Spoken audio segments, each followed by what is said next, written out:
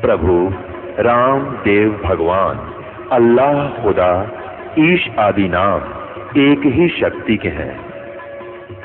वो कैसा है, कहाँ है, कैसे मिलता है, किसने देखा है? ये प्रश्नवाचक चिन्ह पूर्ण रूप से हटाने के लिए अवश्य सुनिए जगत गुरु तत्वदर्शी संत रामपाल जी महाराज के अमृत वचन, सर्व पवित्र धर्मों के पवित्र शास्त्रों के आधार पर।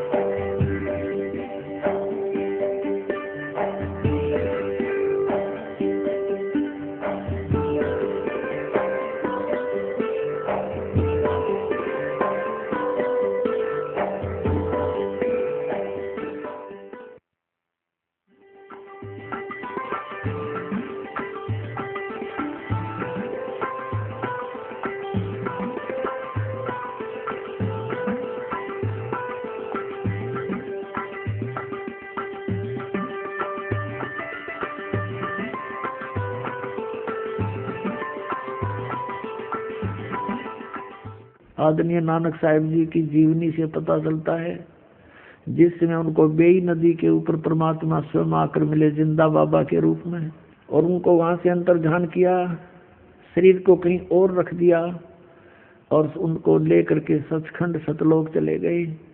वहां से आकर वापस छोड़ दिया और फिर उनको बताया कि मैं धानक रूप में, जुलाहे रूप में बनारस में भी रहता हूँ।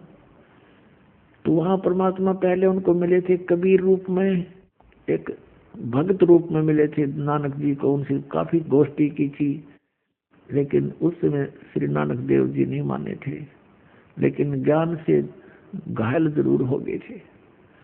फिर परमात्मा जिंदा बाबा का रूप बना करके दोबारा वहां पहुंचे, फिर सचखंड लेकर गए। वहां से छोड़ दिया कि मैं काशी के अंदर रहता हूँ, जुलाहे का कार्य करता हूँ, स्वामी रामानंद जी मेरे गुरु हैं और मैं पृथ्वी पर गया हुआ हूँ ज्ञान प्रचार के लिए। तो नानक साहिब जी तीसरे दिन वापस आए, वहीं से चल पड़े। पहली उदासी उन्होंने बनारस साइड की परमात्मा को देखा धानक रूप में, जुलाहे रूप में कार्य करते हुए। तब कहा था, फाई सूरत मुलुकी वेश ए ठगवाड़ा ठगी देश, खरा सियाना बहुता बारी, धानक रूप रहा करता। आंखों में आंसू भर गए। तो परमात्मा से उपदेश लिया सतनाम। अब सतनाम प्राप्त किया, जब पता लगा कि तेरे की पूरे गुरु बिना बात बने नहीं, और ये है वो पूरे गुरु और यही परमात्मा है। वाहे गुरु वाहे गुरु। अपने आत्माओं, आप तो बालक हो, आपको लाल दे रखा है दास ने सतनाम का, आपको इतना ज्ञान नहीं इसका कि कितनी कीमती चीज है, लेकिन वो महापुरुष थे, वो परिचित थे लाल की कीमत से कि सतनाम बिना मोक्ष नहीं हो सकता, और मोक्ष बिना इस जीवन का के बाढ़ में जाएंगे, इसका कोई यूज नहीं, मिट्टी है ये तो इस मनुष्य जीवन की सफलता को होते हुए देख करके नानक साहिब जी पुण्यात्मा थे। अब उनके खुशी का ठिकाना नहीं रहा। वाहे गुरु वाहे गुरु वाहे गुरु, सतनाम सतनाम, वो तेरे की यू है सतनाम। सारा ज्ञान से परिचित हो गए, भगवान से साक्षात्कार हो गया। फिर अगर मगर खत्म हो जाते जब भगवान मिल गए, ब्रह्मा विष्णु महेश की स्थिति बता दी कि इनका जन्म मृत्यु होता है, इनकी ये माता है ये पिता है, वो दिखाए परमात्मा ने। तब सचखंड में भगवान को देखा, फिर यहाँ देखा। वो तो एक अपने प्यारी आत्माओं के साथ पल पल रहते हैं, फिर जब एक बार उनसे संपर्क में आ जाते हैं, कहा था वाहे गुरु सतनाम, वाहे गुरु सतनाम, वाहे गुरु। अब परमात्मा ने उनको कसम दिला दी थी, प्रतिज्ञा दिला दी थी इन महापुरुषों को जिनको वो मिले थे, ये सतनाम दिया था कि कसम है तुमको, आप जाप करो लेकिन किसी को आगे मत बताना। ये मंत्र 2 अक्षर का है, जिसमें एक ओम मंत्र है और दूसरा तत्व है जो सांकेतिक। इनको कसम दिला दी थी, धर्मदास मेरी लाख दुआई, ये मूल ज्ञान की तो बाहर न जाई। ये मूल ज्ञान के अंदर ये सतनाम और सारनाम दोनों आते हैं और पूरा ज्ञान आता है जातम।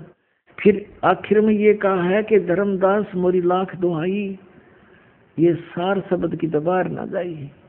परमात्मा कहते हैं कि सोहम शब्द हम जग में लाए, और सार शब्द हमने गुप्त छिपाए। सार शब्द का तो अब तक किसी को भनक भी नहीं लगने दी भगवान ने, लेकिन सतनाम का उन महापुरुषों के द्वारा प्रकाश अवश्य करा दिया था। लेकिन उनको मना कर दिया था कि अभी किसी को प्रदान मत करना। और पुण्यात्मा, जैसे वाहिगुरु जो किया नानक साहब ने, वो किसको देख कर किया? कबीर परमेश्वर को देख कर किया। उस परम अक्षर पुरुष सतपुरुष को देख करके जो वाहिगुरु के, ये तो भगवान भी और गुरु भी, और यहाँ दानक रूप में ये वही बैठा। तो जब उनकी वाहिगुरु जो कसक है वाहिगुरु, तो ये किसकी तरफ थी? परमात्मा परम अक्षर ब्रह्म यानी सतपुरुष की तरफ, सतपुरुष की तरफ थी। अब जैसे नानक साहब जी ने ये नाम किसी पूरे सिख समाज को नहीं दिया, ये महापुरुष थे, ये किसी की उसमें अपनी जो राग द्वेष में नहीं आए, राग में नहीं बहे कि इन बच्चों का क्या होगा अगर मैंने सतनाम नहीं दिया तो काल के मुंह में जाएंगे। नहीं, परमात्मा ने उनको कह दिया था कि तुम अभी तक इनको 5 नाम दो, प्रथम 5 नाम जो आपको देते हैं दास, और ये नाम मत देना भी। और जैसे धर्म पुण्य ये करते रहेंगे तो इन, और ये वाहिगुरु इसे मोक्ष नहीं हो सकता, जन्म मृत्यु बनी रहेगी, लेकिन इन सब क्रियाओं से मनुष्य शरीर मिलता रहेगा इनको। तो इस भक्ति को जीवित रखने के लिए इन महापुरुषों से प्रयत्न कराया। नानक साहब जी की जीवनी देखो, उसमें बाई बाल्य वाली जन्म साखी में कहाँ गए, सिद्धों की आंखें खोलने की चेष्टा की, लेकिन वो मान बढ़ाई के भूखे थे, वो फेल भी हो जाते थे नानक साहब जी के सामने भी तत्व ज्ञान के आगे, लेकिन हार स्वीकार नहीं करते थे। सब जगह चेष्टा की समझाने की, लेकिन ऑल इन वेन, व्यर्थ रही, क्योंकि हम शिक्षित नहीं थे। तो कहने का भाव ये है कि उठ महापुरुषों ने उन ऐसी क्रियाएं देंगे कि अभी तक हम उनको पढ़कर मनुष्य जीवन प्राप्त करते रहे, और हमें कुछ थोड़ा आध्यात्मिक जैसे यज्ञ का लाभ होता है वो भौतिक लाभ होता रहा, हमारी आस्था भगवान में बनी रही।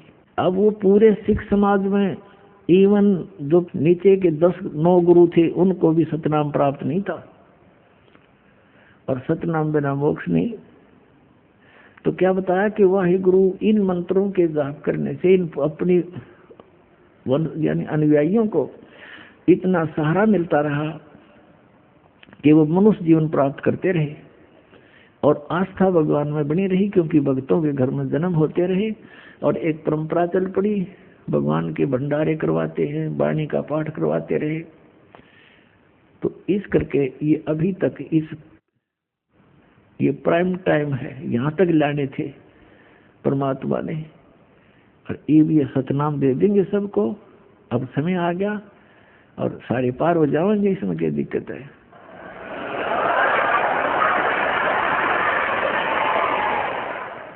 तो क्या बताया था उन्होंने, वाहिगुरु। अब एक उदाहरण, क्योंकि संतों के जो कोड वर्ड है पुण्यात्माओं, ये बालकों के समझ में नहीं आ सकते, इसलिए जैसे पवित्र गुरु ग्रंथ साहिब है, पवित्र गीता जी, पवित्र वेद, श्रीमद् भगवत गीता जी, इनमें पवित्र पुराण बाइबल, इनको समझने के लिए सतगुरु की आवश्यकता पड़ेगी। अब कोई इन्हीं तक सीमित रहे तो उससे बात बने नहीं, स्वयं निष्कर्ष जीव नहीं निकाल सकता। अपने सत्र पर जीव की 110 अध्यापक की आवश्यकता होती है सिलेबस को समझाने के लिए, तो स्टूडेंट नहीं समझ सकते उसको, वो तरीके समझाने के उस टीचर को ही पता होता है।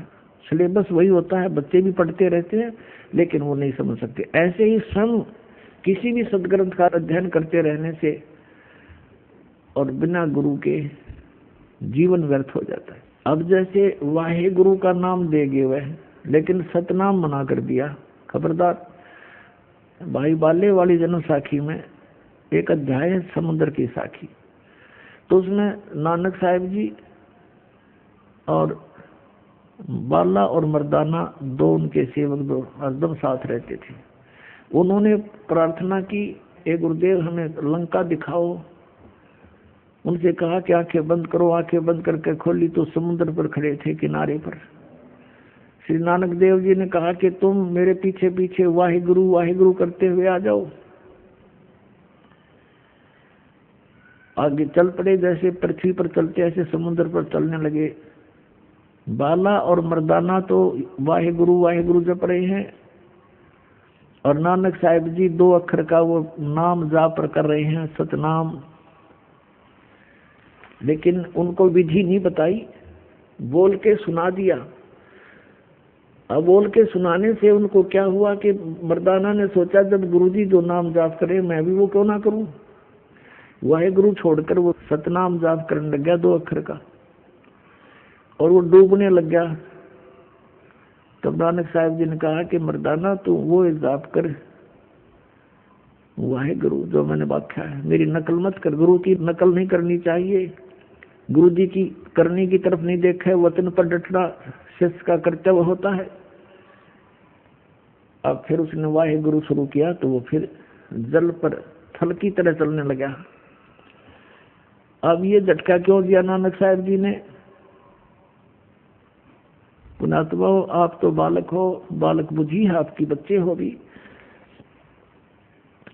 ये इसलिए झटका दिया था कि यदि इस सतनाम का भेद खुल गया 2 अक्षर के का, काल के दूत काल भेजेगा, क्योंकि वो ठीक का समय अभी दूर है। ये है वो ठीक का समय। 1951 से ये ठीक का समय शुरू हुआ है। सोच लो, दास का जन्म हुआ जब से। और उसके बाद भारतवर्ष, आज शिक्षा हुई भारतवर्ष में, और एकदम शिक्षा की बाढ़ सी आ गई। और शिक्षा बिना हम सदग्रंथों को देख नहीं सकते, समझ नहीं सकते।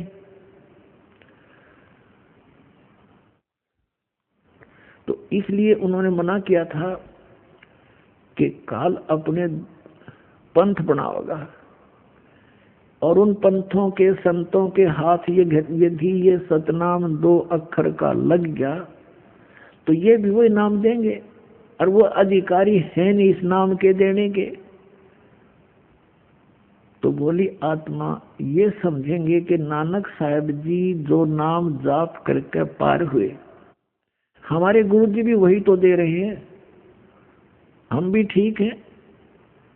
लेकिन पुण्यात्माओं, उन महापुरुषों को सख्त हिदायत थी परमात्मा की कि तुम जाप करो, कल्याण करवाओ, तुम अधिकारी हो। लेकिन अधिकारी तो ये और भी हैं, लेकिन इनको ज्ञान नहीं इस तरह का। और प्रत्येक ने ऊपर ले जाकर मैं छोड़ भी दूं तो सभी उस बात पर दृढ़ नहीं होते। जैसे हजरत मोहम्मद जी को भी परमात्मा लेकर गए थे, जैसे इन महापुरुषों को लेकर गए। मैं बार बार आपके समक्ष उनके नाम लेता हूँ, लेकिन हजरत मोहम्मद ने, क्योंकि यहाँ उनकी प्रभुता घनी हो चुकी थी, लाखों शेष बन गए थे, तो उन्होंने वो स्वीकार नहीं किया सतलोक में वाले ज्ञान को। तो परमात्मा ने उसको वापस छोड़ दिया था। और कहते हैं हम मोहम्मद को वहां ले गयो सतलोक में, और इच्छा रूपी वहां नहीं रहो। उल्ट मोहम्मद महल पठाया, गुज बीरज एक कलमा लाया, रोजा बंग नमाज दे रे, बिस्मिल की नहीं बात कही रे। अब जैसे तुम बिस्मिल करते हो, ये हजरत मोहम्मद का आदेश नहीं है। उन्होंने केवल रोजा, बंग और नमाज, ये 3 चीज दी थी आपको। बिस्मिल की नहीं बात कही रे। नबी मोहम्मद नमस्कार है राम रसूल कहाया, 1,80,000 को सौगंध जिन नहीं कर चलाया। अरस कुरस पर अला तकत है खालिक बिन नहीं खाली, वह पैगंबर पाक पुरुष थे साहिब के अब्दाली। अब कहने का भाव यह है कि हजरत मोहम्मद जी को भी परमात्मा ले गए थे, लेकिन वो नहीं रखे, रुका वहां पर, न उस ज्ञान को स्वीकार किया। तो इसी प्रकार वो वेदों में लिखा है कि वो परमात्मा अपने दृढ़ भक्तों को मिलता है, उनको तत्व ज्ञान से परिचित कराता। ये दृढ़ भगत थे जो कह दिया सो फाइनल, आगे बिल्कुल उसकी कहीं पर जो है ना उसकी मैक भी नहीं जाने दी सतनाम क्या होता है।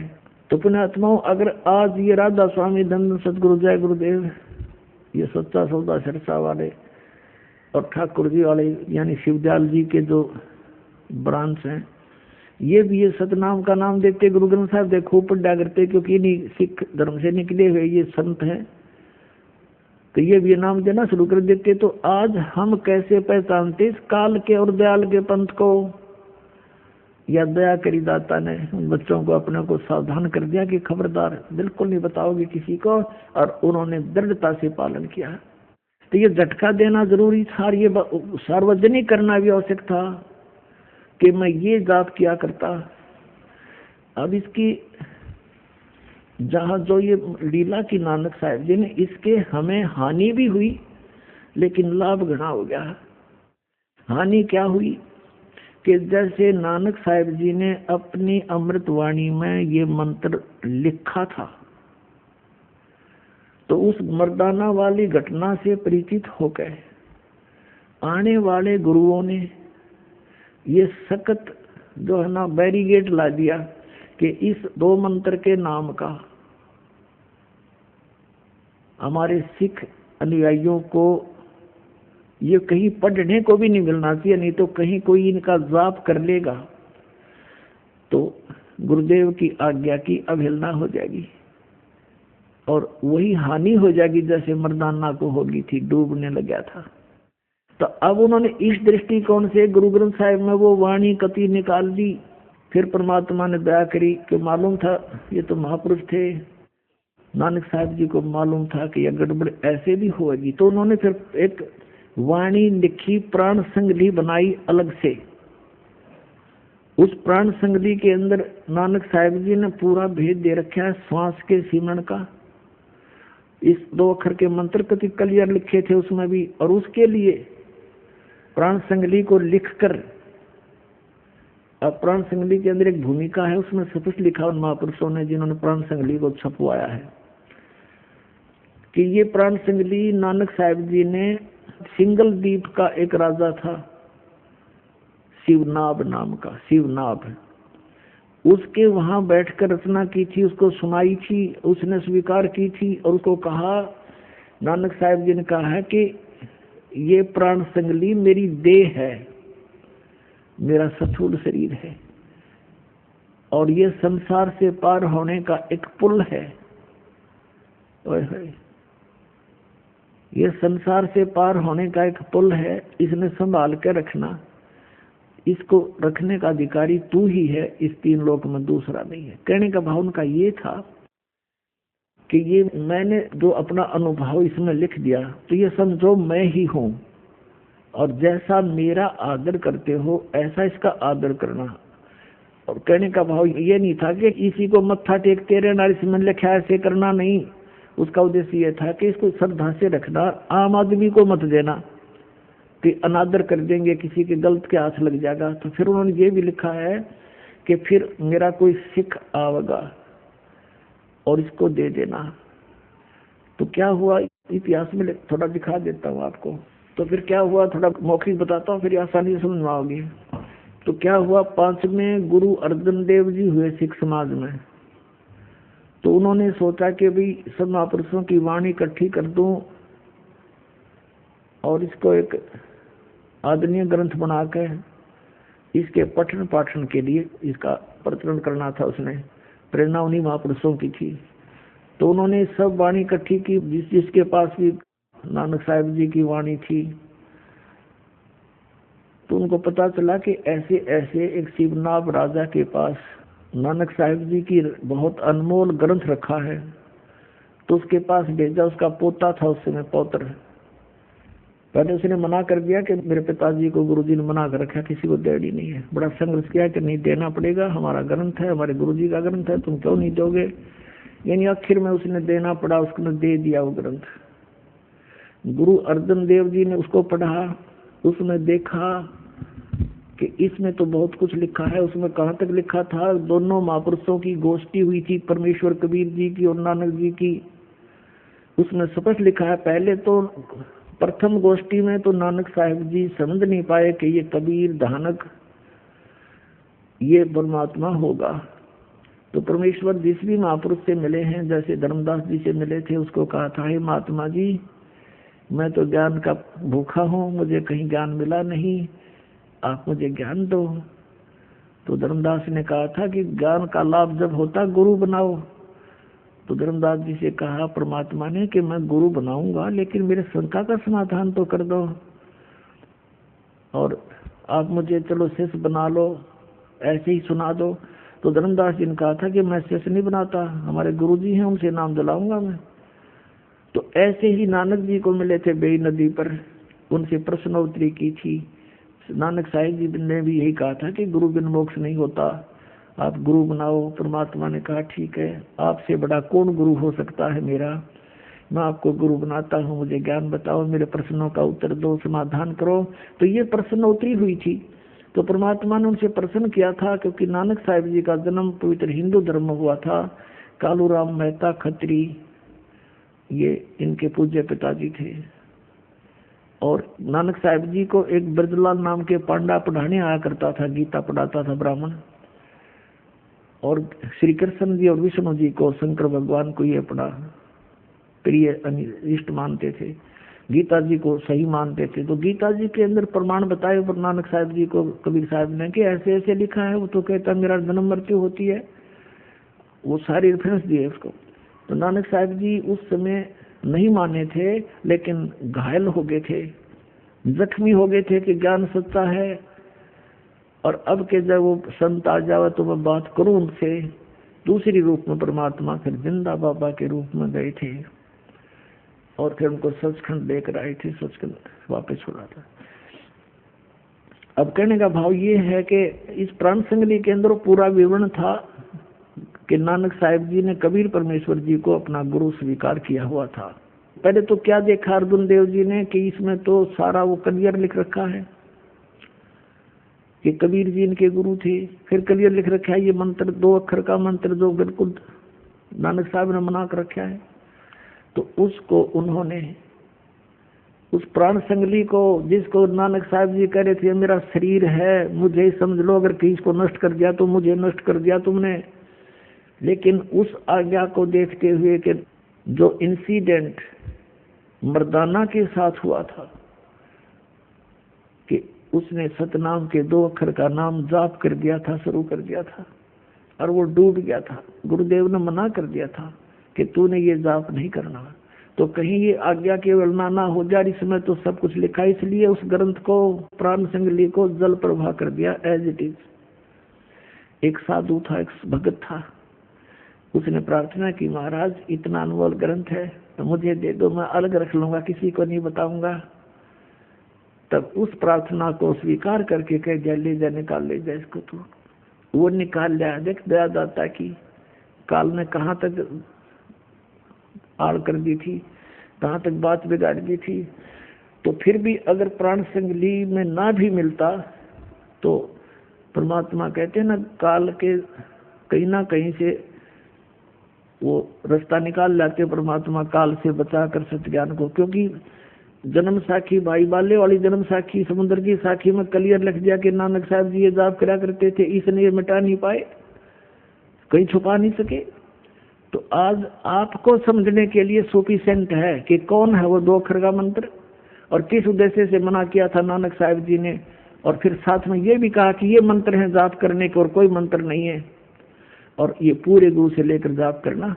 यानी उस समय इनको छुपाना जरूरी था। अब वर्तमान में ये दास भेज दिया उन महापुरुषों ने, परमात्मा ने भेज दिया कि अब इस नाम को दो और सबका कल्याण हो जाएगा।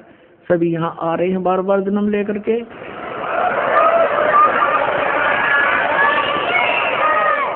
अब दिखाता हूँ आपको इतिहास ये प्राण संगली के साथ कैसा हुआ। ये देखिएगा श्री गुरु नानक साहिब की प्राण संगली सटीपन, प्रथम भाग। श्री गुरु नानक साहिब विरचित, श्री नानक साहिब ने अपने कर कमलों से रचिए प्राणों का अपूर्व कवच, जो सूरत शब्द योग साधन में अमोघ तारों से रचा हुआ है। आगे देखो ये कहाँ से छपा है। प्रकाशक है वेलविडियर प्रिंटिंग वर्क्स। ये 56A/13 मोतीलाल नेहरू रोड इलाहाबाद से। इसके संपादक कौन है ये देखिएगा। ये है श्री संपूर्ण सिंह। श्री संपूर्ण सिंह तरन तारण पंजाब से। इन्होंने इसकी भूमिका में क्या लिखा है देखिएगा। पहले आवश्यक सूचना पढ़ते हैं। गुरु नानक साहिब जी ने यह अपूर्व ग्रंथ प्राण संग ली किस अवसर पर सिंगला द्वीप में वहां के परम भक्त राजा शिवनाभ जी को उपदेश करके बख्श दिया, और फिर उनकी 5वीं गद्दी के अधिष्ठाता गुरु अर्जन देव जी ने उसे कैसे सिंगला द्वीप से मंगवाया था और किस कारण से उसे गुरु ग्रंथ साहिब के संग्रह से अलग रखा, इसका वर्णन गुरु नानक साहिब के जीवन चरित्र में दूसरी यात्रा के आखिर के हिस्से में और टिप्पणकार के निवेदन में लिखा है। गुरु नानक साहिब ने यह अनमोल ग्रंथ नाम प्राण संग ली क्यों रखा? यह तो पक्के तौर पर वही कह सकता है जिसकी गति उनकी सी हो। ओए होए होए, कहते ये क्यों नहीं गुरु ग्रंथ साहिब में प्राण संग ली को जोड़ा? इसके विषय में तो वो ही बता सकता है जिसकी गति उनकी सी हो, यानी नानक साहिब जैसे महापुरुष होंगे वही बता सकेंगे कि किस कारण से प्राण संग ली को गुरु ग्रंथ साहिब मना लिया। तो भी कुछ लखावा उसका उनके उस वचन से होता है जो कि निज मुख से उन्होंने राजा शिवनाभ से कहा, ई ग्रंथ मेरी देह है, मेरा स्थूल रूप है, प्राणों मेरिया का संग्रह कहे कवच है, जगत समुद्र का ई पुल है, जगत से पार करने का इसके अंदर जो मार्ग लिखा है वो समझो पुल है। ई प्राण संगली में तैनू बख्शी है, ये ई अजर वस्तु है, सोते ही जरी है, यानी तू इसके योग्य है, तूने विश्वास किया इसके ऊपर। ई प्राण संगली अमृत प्रवाह है और तेरे ही मुख विखे प्रवेश हुई है, होर 3 लोकां विच इस वस्तु ਨੂੰ संभालता कोई नहीं, ताते प्राणों विखे प्राण संगली रखनी। इस वचन से स्पष्ट होता है कि यह ग्रंथ प्राणों का संग्रह रूप है। ये टिप्पणी करने वाला जो विवेचन करता है वो अपनी सोच बता रहा है। संभव है कि इसको गुरु ग्रंथ साहिब की जिल्द में शामिल न करने की वजह यही हो कि गुरु अर्जन देव जी ने समय अनुसार इसे हरेक छोटे बड़े की दृष्टि में लाना उचित न समझा। अब बहुत कुछ तो ये क्लियर इसने कर दिया इस टिप्पणी करने वाले ने कि हो सकता है इस प्राण संगली को गुरु ग्रंथ साहिब में श्री अर्जुन देव जी ने इसलिए नहीं रखा होगा कि ये नहीं चाहते होंगे कि ये किसी छोटे बड़े की नजर में आवे, इसमें लिखा हुआ वर्णन नहीं। तो फिर इसमें ये भी लिखा है कि ये तो वही बता सकता है कि क्यों नहीं शामिल की गई जो उन्हीं जैसी गति का होगा, उन कैसा ही होगा। तो पुण्यात्मा इसका ये अभिमान ना करना, परमात्मा की दया है आपके ऊपर, इस दास को इस योग्य बनाया कि इन सदग्रंथों को दास समझ रहा अच्छी तरह। इसका यही कारण था कि इसके अंदर ये 2 अक्षर का मंत्र लिखा हुआ था और बहुत अच्छी तरह इसके अंदर इसके सिमरण की विधि भी बता रखी थी। अन्य जो शेष गुरुओं ने, गद्दी नसीनों ने ये समझा कि यदि इस प्राण संगली को as it is Guru Granth Sahib में रख लिया तो सब पढ़ लेंगे, सब जान जाएंगे, जाप करा करेंगे तो गुरुदेव की आज्ञा का उल्लंघन हो जाएगा। फिर आगे दिखाते हैं निवेदन में, कमाल कर दिया। ये है निवेदन इसी की। अभी आपने आवश्यक वो पढ़ा था सूचना, अब ये है निवेदन।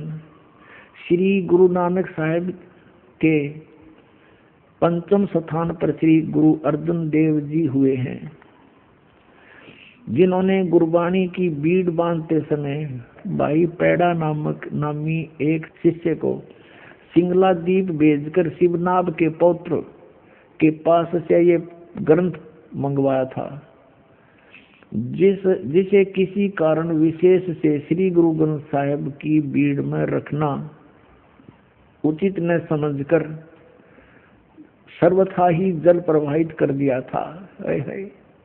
यानी कति सारा का सारा जल प्रवाह कर दिया था। अब देखो पुण्यात्माओं, जो कि एक परम प्रेमी साधु की अत्यंत प्रार्थना से गर्वीभूत हुए गुरु साहिब के वचन अनुसार जल से निकलवाया और जैसे का तैसा उसे ही बख्शीश कर दिया गया था, जिसका प्रसंग गुरु प्रताप सूरज प्रकाश नामक प्रमाणिक इतिहास के तृतीय राशिगत 32वें अंशों में लिखा है। यानी ऊपर जो लिखा है उसका प्रमाण बताया कि इस इतिहास में लिखा है, ये गुरु प्रताप सूरज प्रकाश नामक कोई प्रमाणिक इतिहास उसमें लिखा है ऊपर का ऐसा। अपनात्मा इसमें क्या था, वो 2 अक्षर का भेद था इसमें, और एक इसमें फिर भी थोड़ा सा हिंट रह गया एक स्थान पर ओनली, पूरी इस प्राण संगति में एक स्थान पर, और वो इन समझ में ना आई जिन्होंने इसमें रख लिया, बाकी इसमें से निकाल दिए गए क्योंकि ये पूर्ण नहीं है प्राण संगति। इसमें टिप्पणीकार ने लिखा है कि एक जगह तो इसके 80 अध्याय लिए हैं, दूसरी जगह इसके 113 अध्याय लिए गए हैं, फिर ये भी संकेत बताया गया कि इसमें 160 अध्याय थे, और अब तक ये केवल 113 ही प्रकाश में है, तो बाकी कहाँ गए, तो वो नहीं लिए गए। इसमें क्या लिया गया वो थोड़ा बताता हूँ, वो भी इनको समझ में आयु के अक्षर है। अब ये तो आपने भाग 1 पढ़ाई, भाग 2 दिखाते हैं, ये 2 भागों में लिखी है संपूर्ण सिंह जी ने। ये भाग 2 है और इसमें ये वहीं से प्रकाशित है, ये द्वितीय भाग है इसका। इसके 103 पृष्ठ पे दिखाता हूँ आपको, ये देखिए 103 पृष्ठ पे ये प्राण संगति, ये यहाँ से शुरू होता है, ये राग भैरव है। मेला पहला जहाँ हो समझो गुरु नानक देव जी के सीधे वचन है। इसमें क्या लिखा है 103 पृष्ठ पे दूसरा भाग, इसमें लिखा है कि साध संगत मिलिया मन माना और ना मैं ना ये ओम है स्पष्ट, ये ना मैं ना है, यो है इसके साथ लगना था, ये गलती से इसके साथ लग गया, नहीं इसका हूँ समझ लिया हूँ, ये है ना मैं ना ओम सोहम जाना है। यहाँ इस ना का अर्थ है नाम, तेरा के ना है, जैसे हम सिंपल भाषा में बोलते हैं, और पंजाब क्षेत्र में भी यही बोलते हैं, लगभग मिलती जुलती भाषा। तेरा की ना है, तो ये ना मैं ना, तेरा की नाम है, ना मैं ना है, ओम सोहम जाना, नामों में नाम, ओम सोहम जाना, ये 2 अक्षर का ये है। अगर ये इसके साथ ना जुड़ा होता तो इसमें भी नहीं रहता, यो इसको भी निकाल देते बिल्कुल। अब इसके लिए थोड़ा सा और आपको स्पष्ट करते हैं, ये देखो, ये है 150 पृष्ठ पे, और इसके यहाँ क्या है ये देखो, ये ओम है ना, ओम दर है, तो यहाँ कोई इसको गलती ना समझ ले भाई हूँ लिखा हूँ नहीं है ये, क्योंकि उसका कोई सेंटेंस नहीं बनता वैसे तो। अब इस ओम को इन्होंने टिप्पणी की है 2 नंबर पे, इस ओम को ऐसे लिखा है, इसको ओम दर है ना, ओम दर, तो इसको औ कहते, फिर पंजाबी में अगर औ कहते फिर यहाँ भी औ होना चाहिए था ये, तो यहाँ इसको ओम दर स्पष्ट कर दिया, ओम अलग दर अलग, ओम दर, तो ये वही ओम है।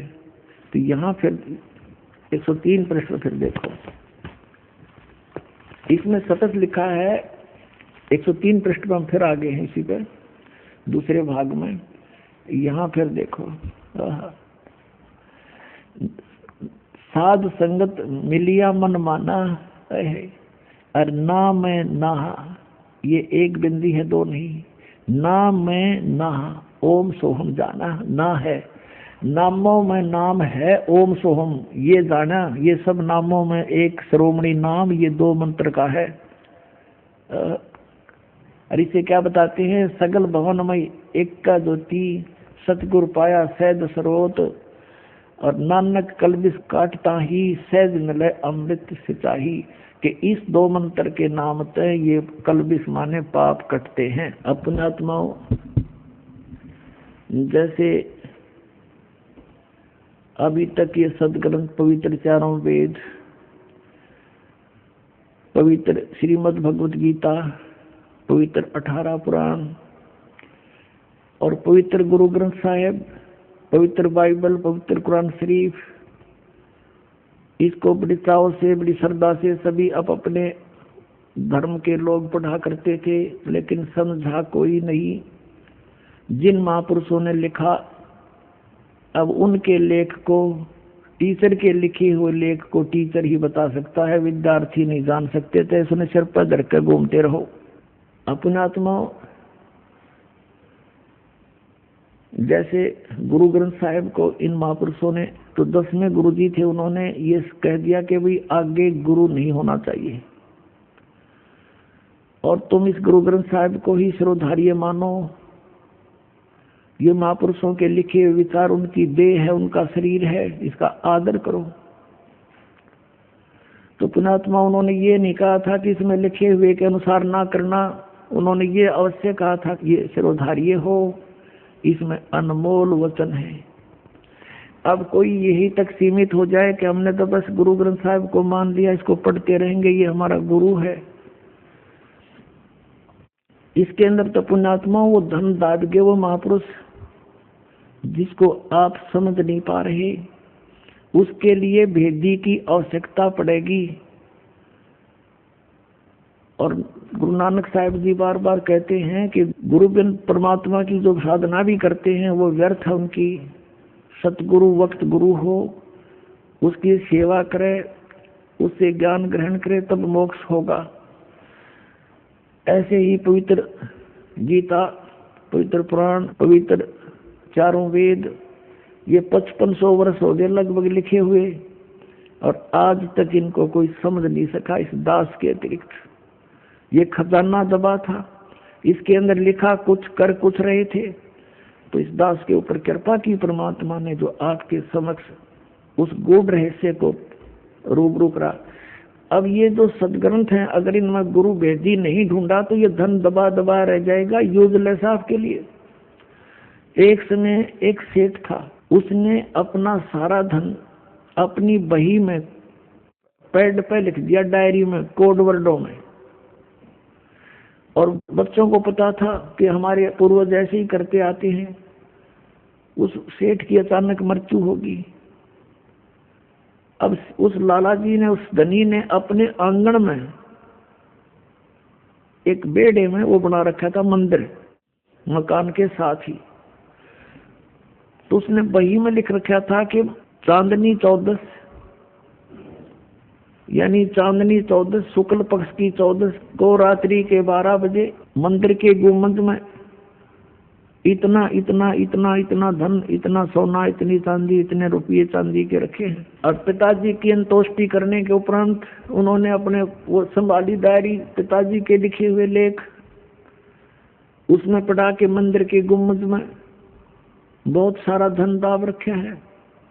उन्होंने रात्रि में मंदिर फोड़ दिया, गुंबद ढा दिया, उसमें कुछ नहीं पाया। बड़े दुखी हुए कि पिताजी ने तो बहुत हमें भ्रमित कर दिया, दावा कहीं और है, लिख दिया मंदिर में, गुंबद में तो पाया नहीं। बड़े चिंतित हुए। एक दूसरा सेठ उनका शोक व्यक्त करने आया वहां पर, वो जानकार था इन कोड वर्डों का। उन्होंने कहा कि अंकल, हमारे पिताजी ने तो हमारे साथ धोखा कर दिया, जहां धन दबा रखा था वो धन हमें वहां पर मिला नहीं, हम तो लुट गए, पिट गए, धन बहुत घना था। तब उस सेठ ने कहा, जो जानकार था, कि दिखाओ बेटा, मुझे दिखाओ, वो डायरी दिखाओ तुम्हारे पिता की लिखी हुई। उन्होंने वो पैड, वो डायरी उनको दे दी। उसने देखा कि रात्रि के 12 बजे और चांदनी 14 और गुम्बद में धन। वो समझ गया, कहा बेटा इस गुम्बद को फिर बनवाओ। मंदिर का गुम्बद एचडी 4 करवाया, चांदनी 14 आई, और उस दिन आकर के उसने उस स्थान पर निशान लगाया जहाँ चंद्रमा की रोशनी में गुम्बद की छाया थी। आंगन के अंदर वो स्थान था जहाँ पर धन दबा हुआ था। रात्रि में छाया जहाँ गुम्मत की जाती थी, वहाँ निशान लगा दिया कि यहाँ से खोदो, वो सारा धन पा गया। तो पुण्यात्माओं, ये सदग्रंथ है, ये कोड वर्डों में लिखे हुए हैं, और जब तक इस दास की सहयोग नहीं लोगे आपका धन दबा दबा रह जाएगा। बोलो सतगुरुदेव।